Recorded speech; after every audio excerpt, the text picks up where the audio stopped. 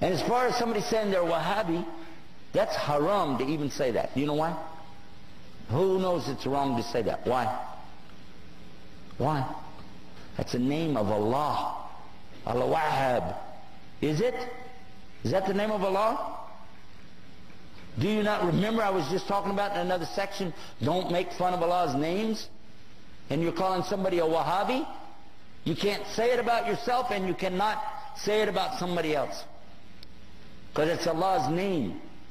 Don't play with it.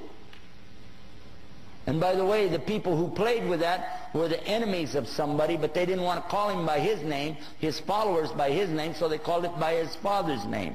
His name, he lived 270 years ago, his name was Muhammad ibn Abdul Wahhab. But they don't call him Abdul Wahhabis, or bin Abdul Wahhabis, or Mohammedans, because they know you could catch them in what they're saying.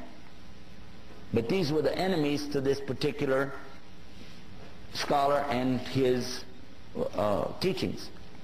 What he was saying is that basically you shouldn't worship people in their graves, and you shouldn't worship the grave site, and you shouldn't build these big temples in there to go to. And his followers tore down those places in the graveyards, and they became so angry that instead of dealing with the fact, he brought the proof. But they didn't like it, so they insulted him, and they wrote books against him, because it messed up their Sufi tariqas. Okay? So they did that, and they lied, and they keep on lying until today. But I've read his books. He's got the best book I ever read, translated to English, on Tawheed, and it's called Kitab al-Tawheed. How many of you heard about it? Did you find anything wrong in it? He quoted the book of Allah.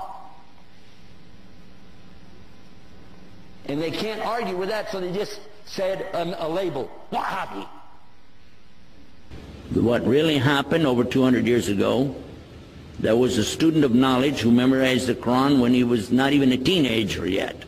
He studied all of the fiqh, jurisprudence of the Hanafi.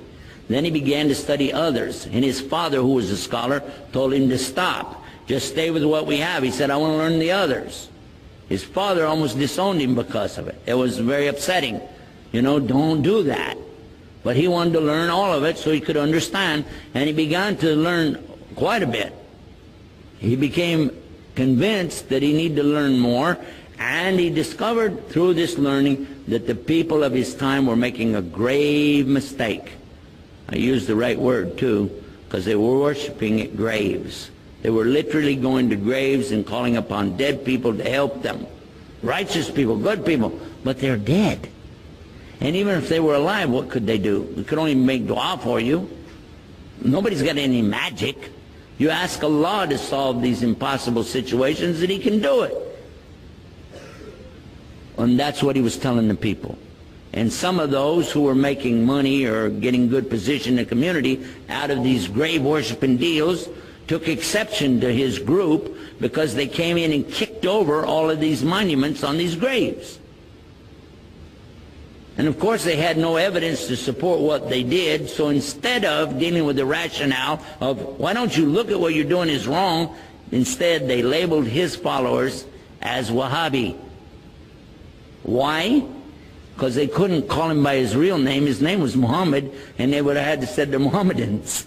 And no Muslim would do that anyway. So they call him Wahhabi because his father was Abdul Wahhab. So he was Muhammad ibn Abdul Wahhab, and he wrote a book called Kitab al-Iman. The book, if you read it and take the cover off and you don't know who wrote it, you'll say, this is a great book. It's very good about the belief in Allah is one and the teachings that come with it. It's kind of like a workbook. It just has a few verses or something, and then tells you to go look up the rest of it. And it was given to some scholars who were attacking and saying, these Wahhabi people, so and so on. So what do you think about Kitab al-Iman? It says, it's a bad book, don't read it. It's okay. So they gave him the book without the cover on it. Didn't tell him. This is a scholar. I'm not going to tell you who. Big scholar. Current. He read it and he loved it. He said, this is the aqidah of a real Muslim, the belief system of a real Muslim. And when they said, well, here's the cover for the book, and he went, huh? And he said, astaghfirullah, I made a mistake, big mistake. All of us need to understand that whenever somebody doesn't want to admit their mistake, it's a lot easier to point and say, he's a Wahhabi. Second question, why the beard? That's funny. Why do you have eyebrows?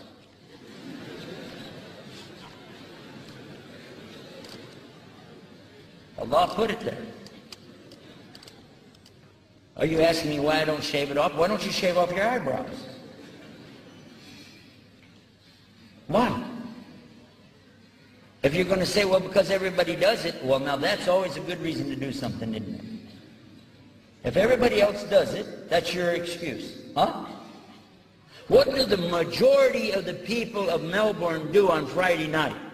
They don't come to religious lectures, do they? No. The majority of the people in this room are Muslim.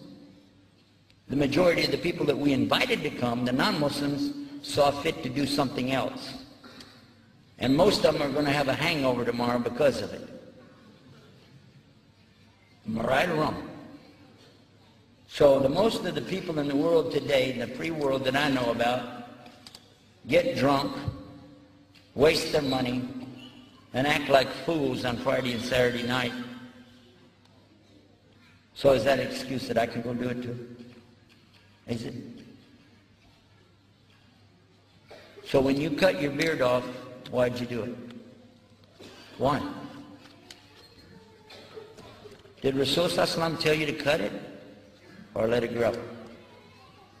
Sahih Bukhari, volume, I think it's volume 8, hadith number 798. I think that's where it is. We can find it for you though.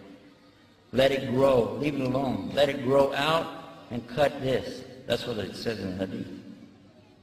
But a brother comes to me and he says, Imam, please make dua for me. I said, okay. For what? He said, make dua, I can grow my beard. Make dua, I'll grow my beard. I said, I can't do that. He said, why? I said, that's shirk. He said, shirk? How is it shirk? Did you make dua for me to grow my beard? Shirk means to make partners with Allah. You want me to make partners with Allah? He said, no, I just asked you to make dua that I want to grow my beard. Just make dua, I'll grow my beard. I said, I can't.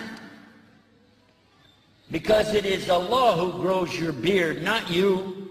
But I will make dua that you quit cutting it off. Alhamdulillah. One brother, he said, yeah, but you know my wife, she said, you know, she really likes me to shave it off and keep it smooth. I said, you got to wonder about a woman who wants her husband to look like another woman.